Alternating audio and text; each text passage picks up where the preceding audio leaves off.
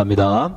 자, 오늘은 갈라디아서 강의 17번째 시간 바울의 간증이라는 제목으로 말씀 나누겠습니다. 저희들이 오랜만에 다시 갈라디아서 강의로 돌아왔는데요. 그래서 다시 한번 우리가 갈라디아에 대해서 여기까지 배운 것들 한번 다시 요약해보는 시간 갖도록 하겠습니다. 사실 갈라디아서는 바울이 1차 전도 여행 때 복음을 전했던 지역이었죠.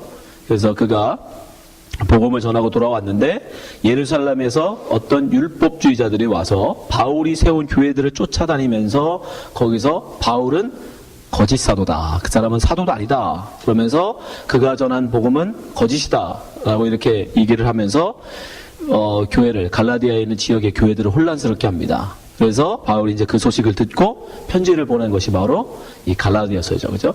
그래서 갈라디아서뿐 아니라 사실은 바울의 서신 대부분이 보면 이론과 실천으로 이렇게 두 부분으로 해봤어요. 다음 장 넘겨주세요. 보면 갈라디아서 마찬가지예요. 이론과 실천 이렇게 나눠져요. 이론과 적용.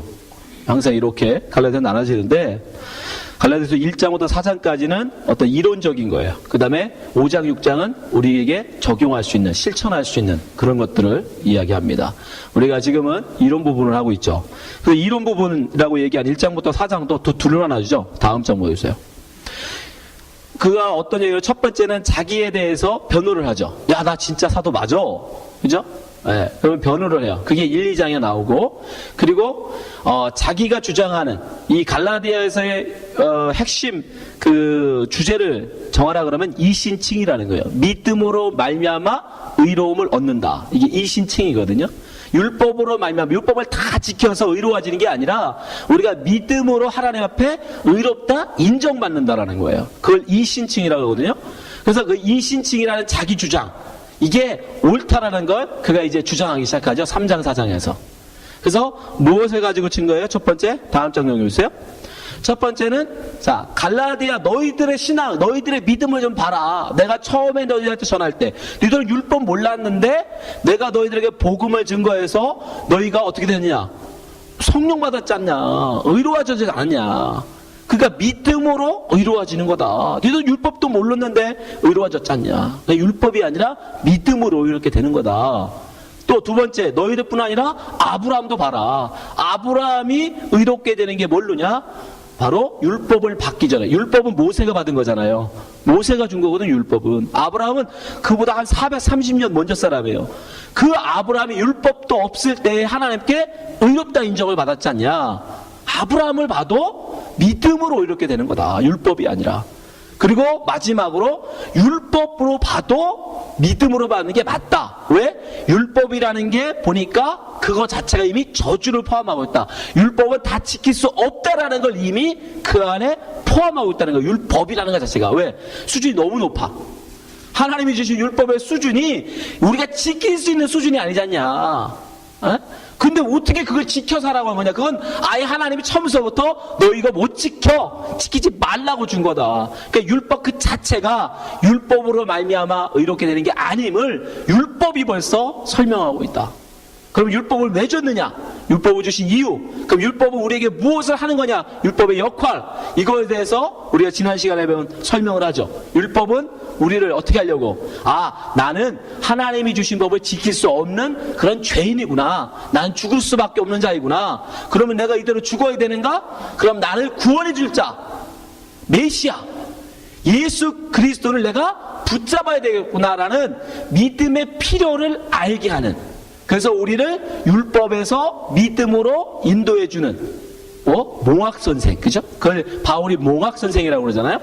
예. 아, 율법이 바로 몽학선생이 되어서 우리를 율법의 사람이 아니라 믿음의 사람으로 이끌어가주는 역할을 하는구나, 율법이. 그게 지난 시까지 배운 거예요. 그러면서 바울은 이제 이어가죠. 오늘 본문엔 자기의 간증을 합니다. 내가 너희들 처음에 만났을 때 그때 이야기를 하면서 간증을 하고, 그 다음에 이제 그 끝나고 21절에 들어가면 하갈과 사라라는 예를 들어서 또 우리가 믿음으로 말미암아 하나님께 의롭게 되는 것이다 라는 주장을 계속 이어나가요. 아셨죠? 이제까지 우리가 왔던 것들 해왔는데, 오늘은 바로 그 바울의 간증, 바울은 어떤 말로 지금 자기의 이신칭의에 대해서 갈라디아 성도들에게 이야기하는지 우리 함께 살펴보도록 하겠습니다. 첫 번째, 나와 같이 되라 라고 바울이 얘기해요. 자, 12절 보세요. 형제들아, 내가 너희와 같이 되었은즉 너희도 나와 같이 되기를 구하노라. 너희가 내게 해롭게 하지 아니하였느니라. 자, 내가 너희처럼 된 것처럼 너희도 나와 같이 되라. 이게 무슨 얘기냐면 바울은 유대인이었습니다. 그죠? 유대인. 율법을 준수하고 율법을 따르는 유대인이에요. 그런데 그가 이방인인 갈라디아 사람들에게 갔습니다. 근데 거기 가서 그 사람이 어떻게 행동했어요? 유대인처럼 행동하지 않았어요. 이방인과 같이 행동했어요. 율법을 없는 사람처럼. 왜? 그는 율법에 대하여 자유한자였기 때문에. 율법에 대해 자유하였기 때문에 이방인들과 함께 어울렸어요. 여러분, 율법으로 치면 유대인은 절대 이방인들하고 식사하면 안 돼요. 그들과 교제하면 안 되면. 심지어 자기와 한때는 핏줄했던 사마리아 사람들 있잖아요. 사마리아 사람들은 원래 뿌리로 따지면, 피로 따지면 이스라엘 사람이야. 그런데 뭐죠? 아수르에 의해서 그들이 다 점령당하고 사람들하고 피가 섞였다고 그래가지고 그 사람들을 개 취급했어요. 그래서 사람으로 취급도 안 했어요. 하물며 같은 민족이었던 사마리아 사람도 그렇게 취급하던 사람인데 아예 이스라엘 피가 하나도 안 섞인 이방 사람도 어떻게 되었을까요? 여러분, 개로 여겼어요. 사람을 치지도 않았어요. 그래서 유대인들은요 절대로 이방인들하고는 식사를 하지 않았어요. 근데 바울은 어떻게 해요? 갈라디아서 가서 그들과 함께 어울립니다. 왜? 율법에 대해서 그는 자유하기 때문에. 고린도전서 9장 19절에 보면 바울이 분명히 얘기해요.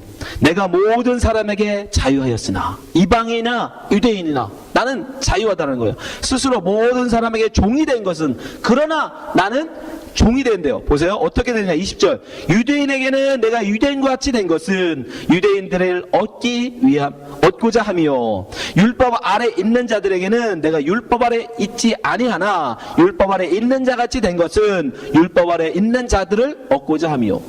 유대인에게 가서는 바울도 유대인들처럼 행동해요. 그들이 제사 같이 함께 그 법을 따라서 율법을 따라서 제사 지내죠. 그죠? 회당에 가서 또 그 율법에 따라서 지킵니다. 그는 완전한 유대인이었어요. 그런데 또 보면 이방인에게는 어떻게 하느냐. 21절. 율법이 없는 자에게, 이방인이잖아요. 내가 하나님께서 율법 없는 자가 하나님께는 율법 없는 자가 아니요 도리어 그리스도의 율법 아래 있는 자나 율법 없는 자와 같이 된 것은 율법 없는 자들을 얻고자 함이라. 이방인에게 가서는 유대인같이 행동하지 않았어요. 그들과 같이 이방인들처럼. 가장 대표적인 게 뭔지 아세요? 고기를 먹는 거예요. 고기. 유대인들은요 지금도 아무 고기나 먹지 않습니다. 예. 이스라엘 사람들은 그 율법에 정해져 있어요. 어떻게 고기를 잡아야 된다라는 게. 돼지고기는 아예 쳐다보지도 않고, 소고기도 율법의 법에 정해져 있어요. 어떻게 잡아라. 그 고기만 먹어요. 지금도 슈퍼에 가서 그걸 표시한 게 따로 있어요. 음식이 유대인들의 맞게끔 이거 우리 동네는 작은 동네니까 별로 없어 그렇지만 또 큰 도시, 미국의 큰 도시만 가도 여러분 유대인들 또 이 중동 그 이슬람 사람들이 먹는 음식이 따로 있어요. 그 표시가 있어요. 아예. 지금도 그래요. 그러니까 그 당시에 어떻겠어요. 그러나 바울은 그거에 대해서 상관하지 않았어요. 왜? 자유예요. 왜? 하나님 앞에서 모든 걸 거룩하다 하셨는데 뭐가 부정하냐. 그래서 그냥 함께 먹어요. 그러니까 지금 바울이 뭐라고 하냐면 내가 너희와 같이 된 것처럼 너희도 나와 같기를 원한다. 이게 무슨 소리예요 그럼? 율법에 대해서 자유하라는 거예요. 아니 원래 그 사람들은 율법에서 우리는 원래 율법이라는 것에서 자유했잖아요. 그죠? 우리 이방인이니까. 근데 예수를 믿고 그리스도인이 됐는데 왜 그리스도인이 된 다음에 다시 율법을 쫓아서 율법적인 삶을 살려고 하냐 말이에요. 갈라디아 사람들한테 하는 말이에요. 너희들이 원래 이방인에서 예수 믿고 지금 그리스도인 됐는데 왜 예루살렘에서 온 유대인들이 너희 다 할례 받고 율법 지켜야 돼 그러니까 거기에 홀라당 넘어가서 율법을 지키냐고 지금 얘기하는 거예요. 여러분 이건 잘 생각하시도 우리도 마찬가지. 우리는 한국 사람이었습니다. 그죠? 이방인이었어요. 그러면서 복음을 들었어요. 100여 년 전에. 복음을 들어서 지금 우리 기독교인이 됐습니다. 예수 믿는 사람이 됐어요. 그런데 여러분, 인간은 본능적으로 자기의 신앙을 뭐 한다? 율법화해요. 그거를 형식화한다고 그러고, 다른 말로 하면 화석화한다고 그래요.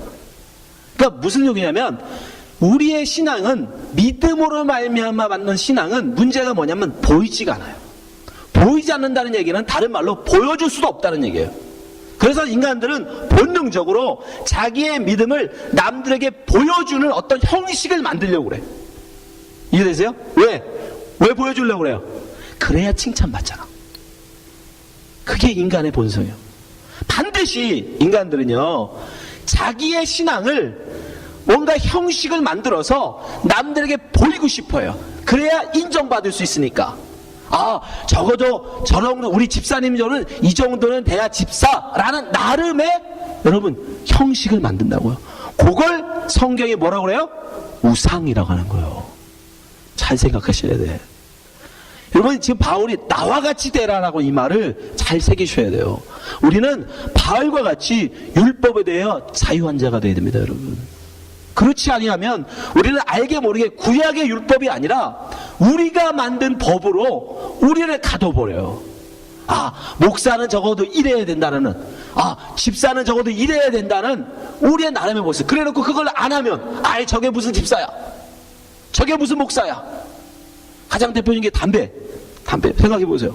여러분, 술 담배가 여러분 구원하고 관관 있어요? 아무 상관 없어요. 네, 하셔도 돼요. 술 먹고 담배 핀다고 구원 못 받는 거 아닙니다, 절대로. 아무 상관 없어요.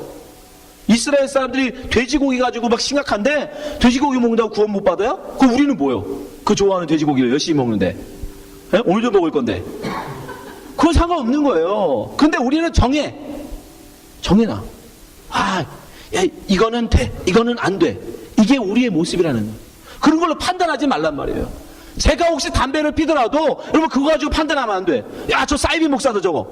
제가 혹시 맥주를 먹는 걸 보시더라도 가서, 야, 우리 목사 술 먹는 데 있어서 사이비 저거, 돌멩이 들고 와서 저 치려고 하지 말란 말이에요. 그게 신앙의 화석화라는 거예요. 여러분의 신앙이라는 걸 그렇게 율법으로 만들어버린 거예요. 먹는 거 안 먹는 걸로 나눠버리는 거예요. 하는 것과 안 하는 걸로 나눠버리는 거예요. 그걸 우상이라고 하는 거예요, 여러분. 그렇다고 제가 먹겠다는 건 아니지만, 왜요? 왜 안 먹어요? 네, 저는 먹을 수 있어요. 근데 왜 안 먹어요? 우리 아버지가 술을 굉장히 좋아해요. 그러니까 저도 유전자 중에 있어. 막걸리를 한 말 정도는 먹을 수 있을 거야. 우리 아버지 유전자에 있으니까. 근데 저는 안 먹습니다. 왜 안 먹어요? 바울이 얘기하죠. 나는 고기를 먹을 수 있다. 그러나 내가 고기 먹는 것을 위해서 누군가 시험 든다면 나는 평생 죽을 때까지 안 먹을 거다. 그거예요. 먹느냐 안 먹느냐, 저 먹으면 가짜 목사, 안 먹으면 진짜 목사, 이게 아니라 내가 그걸 먹음으로써, 제가 술 먹고 담배 피고 맥주 먹는 걸로 인해서 여러분이 시험에 든다면 그래서 안 하겠다는 거예요. 그게 먹어서 뭐 큰 문제가 돼서가 아니라 여러분의 신앙도 그것으로 기준해야 돼. 뭐가 가지고, 야, 집사는 이런 거 해야 돼, 안 해야 돼, 저라면 돼, 안 돼, 그런 게 아니에요. 아셨죠? 그런 신앙의 기준을 갖지 마세요. 자유 왔어요, 자유. 왜 그 스스로 그걸 만들어가지고 스스로 얽매입니까? 거기서 꺼내내려고 예수 그리스도가 오셔서 우리가 자유를 주셨는데 왜 도로 얽매냔 말이에요. 지금 바울이 그 얘기하고 있는 거야. 이 바보 같은 사람들아, 왜 너희들이 율법에서 자유했던 너희들이 왜 도로 율법으로 들어가려고 하냐? 율법에서 나와야 되는데 다시 들어가려고 하는 거야. 이유는 한 가지예요. 나도 칭찬받고 싶은 거예요. 나도 사람들로부터 인정받고 싶은 거예요. 멋있는 목사, 정말 훌륭한 목사. 맞아. 여러분, 그걸 버리셔야 돼요. 그걸 우상 숭배라고 하는 겁니다. 바울이 지금 얘기해요. 너희도 나와 같이 되기를 원하는, 자유하라는 거예요. 어느 것의 종교를 율법화시키지 말라는 거예요. 형식화시키지 마시라. 자유하세요. 얼마나 좋습니까, 우리 교회. 자유하셔야 돼요. 그런 거 자꾸, 예, 전통이 없는 교회라 좋은 거예요, 우리는. 오래된 교회일수록 굉장히 많은 전통들이 있어요. 그러나 우리는 그런 거 만들지 말자고요. 자유하십시오, 자유. 신앙의 문제, 신앙. 여러분과 하나님 앞에서의 신앙의 문제가 있는 거지, 뭘 하느냐, 안 하느냐, 그런 거 중요하지 않아요. 그런 걸로 다른 사람 판단도 하지 마세요. 제가 술 한잔 한다고 그런 거 갖고 판단하시면 안 돼. 누가 술 먹는 거 보고 그런 거 갖고 판단하시면 안 돼요. 아셨죠? 예. 알아듣는 것 같아요. 두 번째 바울은 뭘 얘기하냐면 복을 얘기해요. 우리가 좋아하는 복. 자, 15절 보세요. 너희의 복이 지금 어디에 있느냐? 복을 얘기합니다. 내가 너희에게 증거하노니 너희가 할 수만 있었다면 너희의 눈이라도 빼어 나를 주었으리라. 너희의 복이 어디 있느냐? 여러분, 신약 성경에 복이라는 단어가 그렇게 많이 나오진 않아요. 복이라는 게 과연 뭘까? 여러분, 복이 뭡니까? 복. 지금 바울이 이야기하는 복이 뭐냐면, 바울을 지금 눈이라도 빼어줄 수 있는 거, 바울에게 눈이라도 빼어줄 수 있는 게 그들의 복이에요. 다른 말로 하면, 자, 13절, 14절에 표현하고 있는데, 바울을 예수 그리스도와 같이 영접하는 거, 그게 복이라고 얘기해줘요. 13절, 14절 보세요. 내가 처음에 육체의 약함을 인하여 너에게 복음을 전한 것을 너희가 아는 바라. 너희를 시험하는 것이 내 육체에 있으되. 예. 어느 정도 이 사람이 외모가 정말 형편없었는 것 같아요. 예? 그래서 많은 성경학자들은 바울이 병이 있었다고 생각해요. 병. 예. 그래서 시험할 정도 병. 딱 보자마자 막 정말 시험에 든다는, 저 사람하고 가까이 하고 싶지 않네 라고 할 정도 병이면, 뭐 안지잖아요. 그 당시에 막 입에 거품 막 풀고 쓰러지는 거 있죠. 뭐 그런 거라든가, 안 하면 말라리아 같은 이런 병이 있지 않았을까, 뭐 그렇게 생각해요. 근데 정확한 병은 안 나와요. 근데 중요한 건 굉장히 복이 흉한 거였던 것 같아요. 본인도 3번 기도한다고 그러잖아요. 하나님 앞에 그 병이 떠나기를. 아무튼 굉장히 복이 안 좋은 그런 병이 있었던 것 같아요. 예. 근데 재미있는 건, 그렇게 병든 사람이 갈라디아 지역에 가서 어떻게 복음을 전했냐면 병든 사람을 고쳐줘요. 그거 아세요? 예? 그러면 사람들이 어떻게 생각해요? 저런 병신을 만나 지나 고치지 다른 사람을 고치고 다니는. 예? 자기는 못 고치고, 자기 병은 못 고치고 다른 사람 병을 고치고 다니는 거예요. 근데 그걸로 하여튼 시험에 들 만한 일이었어요. 그런데 그들이 어떻게 하냐면 이렇게 행동해요. 그러한 외모가 있는데, 그러한 모습의 이 바울을 그들이 어떻게 하냐면, 이것을 너희가 업신여기지 않았다라는 거예요. 병신이라고 욕하지 않았다라는 거예요. 아니, 저런 능력 있으면 전화 고치지 라고 그를 흉보지 않았다라는 거예요. 그 다음에 버리지도 아니하면, 이 버리다라는 것도 중요해요. 여기 버리다라는 건 뭐냐면 원어로 보면 침뱉다라는 거예요. 여러분, 우리나라도 그랬죠. 얘네 문둥병자 이렇게 오면 어떻게 해? 에이, 재수 없어 하고 침뱉죠. 그죠? 더 심한 사람은 소금 갖다 뿌리죠. 예? 더 심한 사람은 동네 입구에서 돌로 치죠. 저도 어릴 때 기억이 있어요. 어릴 때 그렇게, 제가 어릴 때만 해도 그렇게 그런 사람들이 많았나 몰라. 동네 어구에 그런 사람 나타났다 그러면 동네 사람이 우르르 몰려가서 돌멩이로 입구부터 못 들어오게. 안 하셨어요, 여러분? 동네는? 착한 동네 사셨구나. 우리 동네는 그랬어요. 그러니까 그런 모습, 이게 여기서 벌써 버리지 아니하다라는 게 바로 그거예요. 그 사람을 부정하다고 해서 침뱉고 돌 던지는 거, 그걸 버린다라고 그러는 거예요. 근데 그렇게 하지 않았다라는 거예요. 겉모습 보면, 외모로만 보면, 눈으로만 보면, 육체적으로만 보면 침뱉고 돌 던지고 거부할 만한 그런 모습이었는데도 불구하고 그들은 어떻게 했어요? 바울을 보세요. 오직 나를 하나님의 천사와 같이, 그리스도 예수와 같이 영접했대요. 그게 뭐다? 그게 복이라는 거예요. 그게 복이라는 거예요. 사람을 외모로 보지 아니하고 그가 전하는 말씀, 그 중심을 보고 그 말씀을 받은 너희가 복 받은 것이다. 그게 너희의 복이다 라고 말하고 있는 거예요. 지금 갈라디아 상황이 어떻게 됐어요? 여러분, 지금으로 따지면 바울은 그 당시에 요즘 말로 하면 사이비 목사예요. 신학교도 나오지 않은, 어느 신학교를 나왔는지 어디서 목사 안수를 받았는지도 모르는 어느 이상한 목사인 거예요. 그것도 생긴 것도 그냥 대머리에다가 못생겨가지고 병도 걸려가지고 벌벌벌, 그런 목사가 와가지고 이신칭의를 얘기하고 있는 거예요.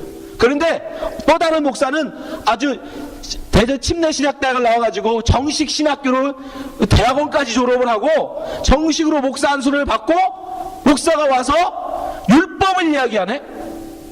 율법으로 말미암아 똑바로 살아야 구원받는다 라고 얘기해요. 많은 사람들이 갈라디아 사람들 어디 넘어간 거예요? 그 바른 목사처럼 보는 사람한테 넘어가는 거예요. 왜? 야, 저 사람은 잘 배운 사람이고 저 사람은 똑바로 다 신학 공부하고 안수받은 사람이니까 저 사람 말이 맞아. 겉으로, 외모로 평가는. 여러분들 그거 넘어가시면 안 돼요. 혹시 여러분 중에 제가 신학교를 나오고 목사 안수를 제대로 받아서 제 말을 여러분 무조건 믿는다면 여러분은 복이 없는 거예요. 그런 걸로 여러분 평가하시면 안 돼요. 그가 전하는 말, 그가 신학을 했든 안 했든, 그가 뭐 서울대를 나왔든 안 나왔든, 여러분 최고 훌륭한 요즘 제일 잘 나가는 목사들은 전부 다 서울대, 고려대, 연세대 나온 사람들이야. 아니 목사도 요즘은 그런 걸 학벌이에요. 그래서 저는 어디 명함도 못 내밀어요. 그거 여러분 심각한 겁니다. 그렇게 되는 순간 여러분 우리의 복이 사라지는 거예요. 그가 서울대를 나왔냐 서울대를 나오지 않느냐가 중요한 게 아니에요. 그가 신학대학을 나왔느냐 안 나오느냐가 중요한 게 아니에요. 여러분 그가 큰 교회에서 부교역자를 했느냐 안 했느냐가 중요한 게 아니에요. 그가 미국에서 영어를 잘하느냐 못하느냐가 중요한 게 아니에요. 그가 외모가 잘났나 못났나가 중요한 게 아니란 말입니다. 그가 어떤 말을 전하고 있는 거야. 어떤 말을 전하는가. 말씀이 그러한가요. 하나님 말씀과 내가 하는 말씀과 맞는가. 말씀으로 그를 봐야 되는데 겉만 보고, 지금 갈라디아 사람들이 겉만 보고 유대에서 온 어떤 사람들, 예루살렘에서 어떤 유명한 사람들, 그의 겉 외모 스펙만 보고 그냥 무조건 그 사람 말을 따라가는 거예요. 지금 바울이 그 얘기하고 있는 거예요. 너희의 복이 지금 어디에 있느냐. 나를 외모로 보지 아니하고, 나를 버리지 아니하고, 나를 거부하지 아니하고, 외모로 보지 않고 나를 영접했던 너희들의 그 복이 지금 어디에 있느냐는 거예요. 여러분도 마찬가지입니다. 여러분 혹시 제가 이 교회에 떠나고 다른 목사님 모실 때 제발 다른 그런 스펙에 관심 갖지 마세요. 그가 전하는 말씀, 그가 어떤 말을 전하는가, 말씀에 집중하셔야 돼요. 말을 온전히 받는 것, 참된 진리의 말씀을 들은 것, 그거보다 큰 복은 없어요. 예수님이 여러분 분명히 말씀합니다. 복 중에 복이 뭐냐, 진정한 복이 뭐냐, 말씀을 들을 수 있는 것이 복이다. 마태복음 13장 13절 보세요. 그러므로 내가 저희에게 비유로 말하기는 저희가 보아도 보지 못하며 들어도 듣지 못하며 깨닫지 못함이니라. 못 듣는다는 거예요. 왜 그래요? 예수님 이사야서 말씀을 이용하죠. 이사야서 6장 9절 보세요. 왜 못 듣게 하는 줄 아십니까? 왜 하나님 말씀을 이 시대에 못 깨닫는지 아세요? 하나님 막아버렸기 때문에. 보세요. 여호와께서 가라사대 가서 이 백성에게 이르기를 너희가 듣기는 들어도 깨닫지 못할 것이요 보기는 보아도 알지 못하리라. 예수님 하신 말씀이죠. 똑같지. 근데 이유가 나와요. 10절. 이 백성의 마음으로 둔하게 하며 그 귀가 막히고 눈이 감기게 하라. 염려컨대 그들이 눈으로 보고 귀로 듣고 마음으로 깨닫고 다시 돌아와서 고침을 받을까 하노라. 고침 못 받게, 그가 하나님 앞에 돌아오지 못하게 그들의 귀를 닫아버리고 그들의 눈을 감기게 하라는 거예요. 이상하지 않아요? 아니 주의 종에게 가서 못 깨닫는 말씀을 깨닫게 해줘라, 못 보는 하나님을 보게 해줘라. 에? 우리가 예수를 배웠고자 하나이다라는 그들에게 예수를 보게 해줘야 되는데 지금 하나님이 이사에게 뭐라고 하냐면 가서 그들 눈을 감겨라, 그들의 귀를 닫게 해라, 보지 못하게 듣지 못하게 해라. 왜 그래요? 여러분 하나님 구원은 우리의 선택이 아닌 겁니다. 만약에 하나님이 그냥 열어둬 버리시면, 성경 공부 열심히 해서 성경을 많이 알면, 만약에 하나님을 알게 한다면, 여러분 하나님을 아는 게 누구의 선택이에요? 나의 선택이죠. 내가 성경 공부 열심히 하면 하나님을 알 수 있으니까. 성경 공부 열심히 안 하면 하나님 모르니까, 말씀을 모르니까 믿음이 없죠. 그러면 구원이 나의 선택이잖아요. 내가 열심히 하느냐 안 하느냐의 문제죠. 아니 여러분 절대 그렇지 않아요. 구원은, 주권은 오직 하나님께 있는 거예요. 하나님이 작정한 자, 하나님이 원하는 자만 하나님이 듣게 하시는 거예요. 보세요. 로마서 9장 15절. 모세에게 이르시되 내가 궁일이 여길 자를 궁일이 여기고 불쌍히 여길 자를 불쌍히 여기리라 하셨네요. 하나님이 선택하시겠다는 거예요. 하나님이. 누가 말씀을 듣고 누가 하나님을 볼 수 있을 건지를 하나님이 선택하시겠다는 거예요. 16절. 그런즉 원하는 자로 말미암도 아니요, 원한다고, 원하는 사람, 간절히 원한다고 그 사람이 하나님 볼 수 있느냐? 안 된다는 거예요. 다른 박질하는 자로 열심히 노력한다고 되는 것도 아니라는 거예요. 오직 궁일이 여기시는 하나님으로 말미암느니라. 그러니까 우리가 열심히 아무리 노력하고 하나님 말씀을 들으려고 여러분 해도 하나님이 열어주지 않으면, 하나님의 궁유를 베풀지 아니하시면, 하나님의 은혜를 주지 아니하시면 아무도 하나님 말씀을 들을 수 없단 말입니다. 그런데 하나님 말씀을 듣는 자들이 있어요. 진리의 말씀을 전해주는 자가 있어서 그 진리를 들을 수 있다면 그거보다 큰 복은 없다라는 거예요. 뭐가 뭐냐? 그게 진짜 복이라는 거예요. 예수님 말씀 이어가세요. 마태복음 13장 16절. 그러나 너희 눈은 범으로, 너희 귀는 들음으로 복이 있도다. 예수님 말씀하잖아요. 뭐가 복이에요? 말씀을 듣는 것이 복이다. 말씀을 듣는 것. 전하는 사람이 있어야 들을 거 아닙니까? 그러니까 바른 말씀을 전하는 자를 만나서 바른 말씀을 내가 들을 수 있다면 그게 가장 큰 복입니다. 아멘. 제가 그 얘기한 거예요. 지난주에 나와서 말씀 들을 수 있는 게 은혜라고, 그게 복이라고. 여러분 정말 하나님 말씀 듣는 것, 이거 우습게 생각하시면 안 돼요. 정말 귀한 것입니다. 거기다가 적어도 저는 이 시대에 기복이 아니라, 세상에 듣기 좋은 그런 소리가 아니라 정말 진리의 말씀을 찾아서 여러분에게 먹이려고 하고 있습니다. 그 말씀을 여러분들이 새겨둔다면 그거보다 큰 복은 없습니다. 지금 바울이 말하죠. 너희의 복이 지금 어디 있느냐. 여러분 아직도 이 세상에 돈 많은 걸 복이라고 생각하신다면 여러분 아직 진짜 복을 모르는 거예요.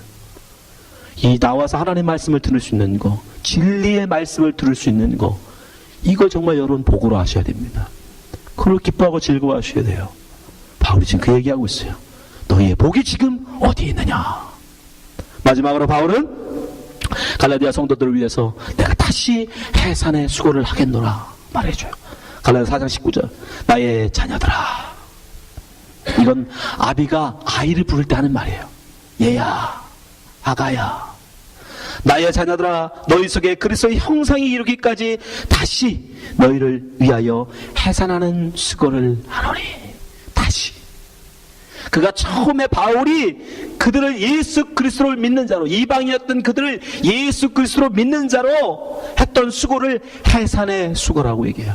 그걸 내가 다시 하겠다라고 얘기해요. 해산의 수고. 어미가 아이를 낳는 것 같은. 바울은 고린도에 가면 다른 말로 아비의 심정 얘기해요. 아비의 심정. 어미, 아비. 스승이 아니라 그냥 말씀을 가르치는 거 끝나는 스승이 아니라 자기는 아비, 어미의 심정으로 그들을 낳았다라고 얘기해요. 고린도서 4장 15절 보세요. 그리스도 예수 안에서 1만 스승이 있으되 아비는 많지 아니하니 그리스도 예수 안에서 복음으로써 내가 너희를 낳았느니라. 예. 이 점에서는 저도 참 부끄럽습니다. 복음을 가르치는 정도가 아니라 바울은 복음으로 낳기를 원했어요. 복음으로 낳은. 복음을 가르치는 정도가 아니고 복음을 낳는 이런 그런 삶이 어떤 삶인지 아십니까? 고린도서 4장 9절부터 14절 보세요. 내가 생각건대 하나님의 사도인 우리를 죽기로 작정한 자같이 미말에 두셨음에 우리는 세계 곧 천사와 사람에게 구경거리가 되었노라. 우리는 그리스도의 연고로 미련하되 너희는 그리스도 안에서 지혜롭고 우리는 약하되 너희는 강하고 너희는 존귀하되 우리는 비천하여. 바로 이 시간까지 우리가 줄이고 목마르며 헐벗고 매맞으며 정처가 없어도 또 수고하여 친히 손으로 일하며 후욕을 당한 즉 축복하고 핍박을 당한 즉 참고 비방을 당한 즉 권면하니 우리가 지금까지 세상의 더러운 것과 만물의 찢기같이 되었도다. 내가 너희를 부끄럽게 하려고 이것을 쓰는 것이 아니라 오직 너희를 내 사랑하는 자녀같이 권하려 하는 것이라. 이게 아비의 심정이에요. 이게 바로 아비의 심정으로 자녀를 낳는 모습입니다. 여러분, 우리는 예수 그리스도 안에서 자녀를 낳아야 돼요. 이건 목사에게만 여러분 해당되는 말이 아닙니다. 아, 우리 목사님 이제부터 죽었네. 예? 저렇게 사시려면 이제 큰일 났네. 아니요. 우리 모두가 다 마찬가지예요. 여기서 해산의 수고라고 하잖아요. 그 참 적절한 비유. 우리는 뭘로 불러 말았죠? 예수 그리스도의 꿀 먹은 벙어리예요, 여러분. 아니죠. 뭘로? 이제 어떤 신분? 어떤 신분으로 여러분 지금 섰냐고요? 그렇죠, 신부. 야, 신부가 시집을 갔어요. 우리 시아버지 하나님한테 여러분 가장 이쁨 받는 방법이 뭐예요? 예은아, 시집 가서 시아버지한테 가장 이쁨 받는 방법? 아들을 낳아야죠. 아들을. 아셨죠? 아, 여러분 옛말에 있는 것들이 오욕돼서 그렇지 다 진리를 담은 거예요. 예. 딸을 무시해라는 게 아니라 의미가 있어요.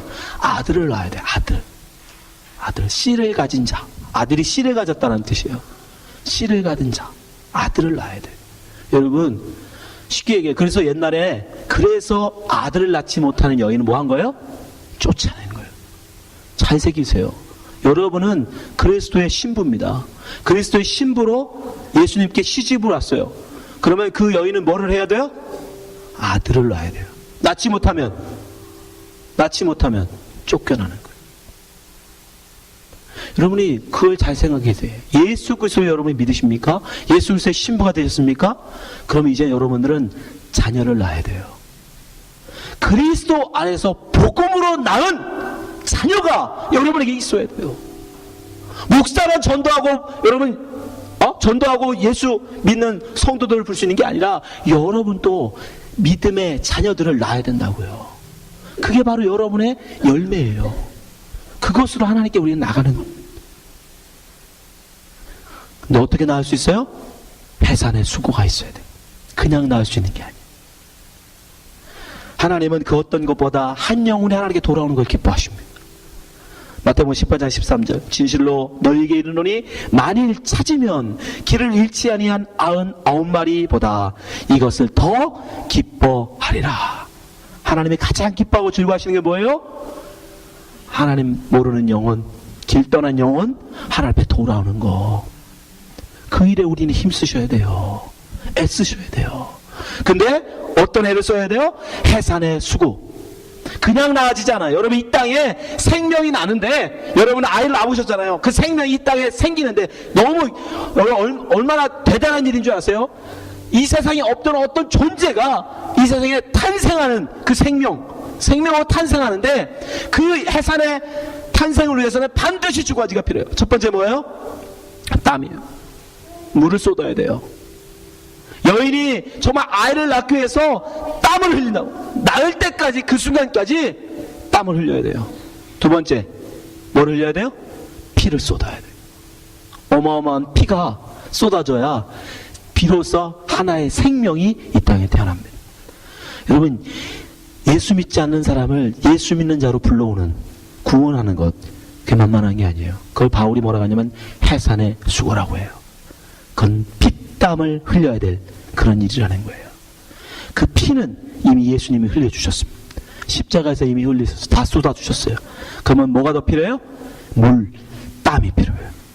우리가 죽기까지 여러분 땀을 흘려서 애써서 노력해서 영혼을 구원하셔야 돼요. 죽어가는 영혼들을 구원하셔야 돼요. 한 영혼이라도 건지셔야 돼요. 왜? 우린 예수님의 신부니까. 우리 아버지, 우리 시아버지인 하나님이 기뻐하실 일이 바로 그 일이니까. 이 일을 위해서 여러분 애쓰셔야 된다고요. 바울이 그 얘기하고 있는 거예요. 내가 다시 해산의 수고를 하노라. 여러분 지금 누구를 품고 계세요? 여러분 나 하나 구원받았으니까 난 됐다. 아니에요 여러분. 그게 바로 부끄러운 구원이라니까요. 하나님이 기뻐하실 하나님은 자녀를 낳으셔야 됩니다. 이 시간에 여러분 마음에 아직도 예수 믿지 않는 어떤 전도 대상자가 없다면 마음에 품으시기 바랍니다. 믿지 않는 남편, 믿지 않는 자식, 믿지 않는 부모, 믿지 않는 친구, 그 영혼들을 위해서 땀 흘려 피땀 흘려 기도하시면서 그 영혼의 구원을 위해서 힘쓰고 애쓰셔야 돼요. 그게 바로 주님께서 우리를 신부로 부르신 이유예요. 여기 계신 모든 분들이 정말 생명보다 귀한 한 영혼을 품어 낳는 하나님의 백성 되시기를, 예수 그리스도의 신부 되시기를 주님을 축원합니다. 기도하겠습니다.